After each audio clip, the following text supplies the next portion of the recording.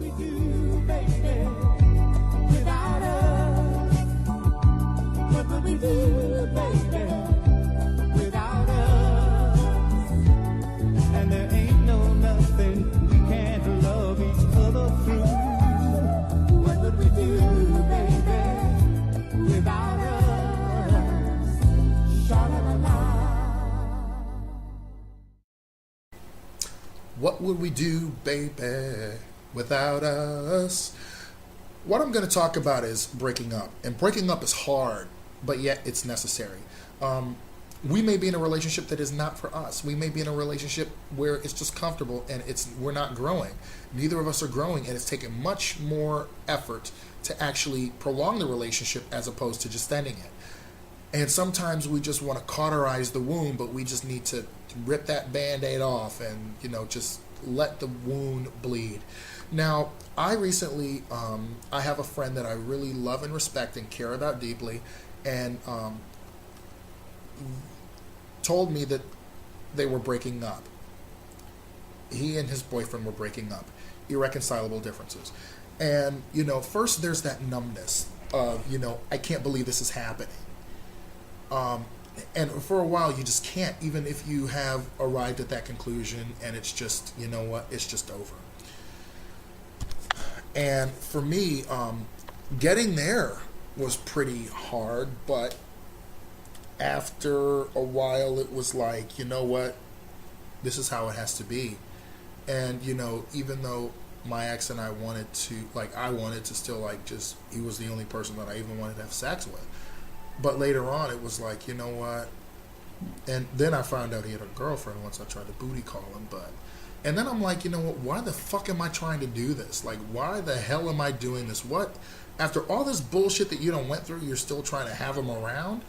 And then I guess it was better for me to find out, because that way I could start to move on. And, it could really set in my mind that, you know what? This is it.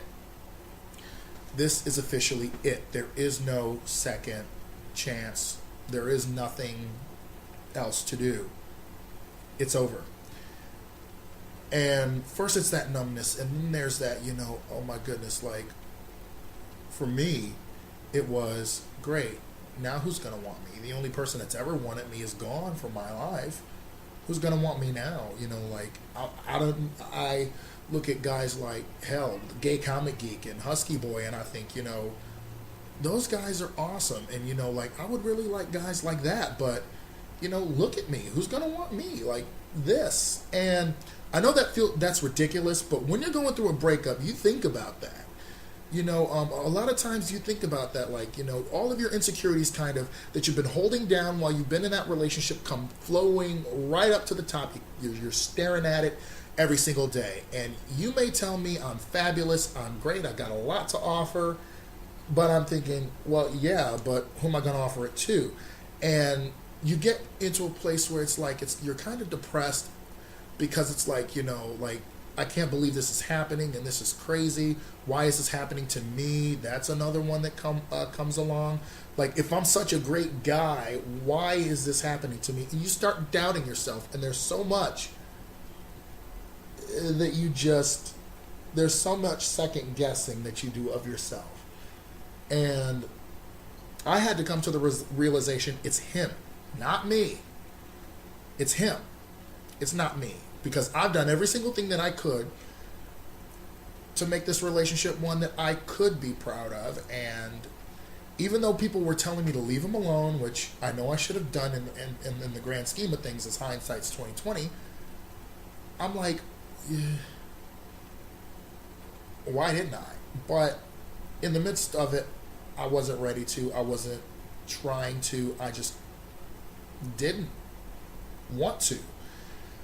So yes, breaking up is hard to do, but it's necessary. And I guess through that we find out, which I did, I found out that I wanted a guy who did not devalue my feelings. I wanted a guy who would get off his ass and go someplace with me, meet my friends, who wouldn't mind doing things, getting out and doing things with me, and experiencing life, experiencing things that were great for us, alone and together.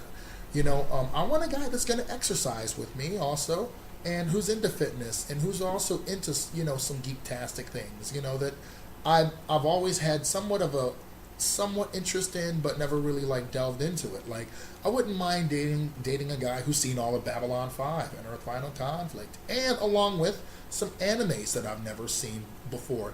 And I did get introduced to a lot of things through my ex-boyfriend, true, but he would be dismissive of my feelings and selfish, and that's not the kind of guy I want. And because of that relationship, now I know some more things about myself. And the main thing is exercising together. I would have to have that, or at least both be into fitness, so that we could kind of keep each other on track with fitness, because that would help a lot too. But if anything, yes, please comment, because breaking up is difficult, but it's necessary. Have a great day, and see you later, YouTube.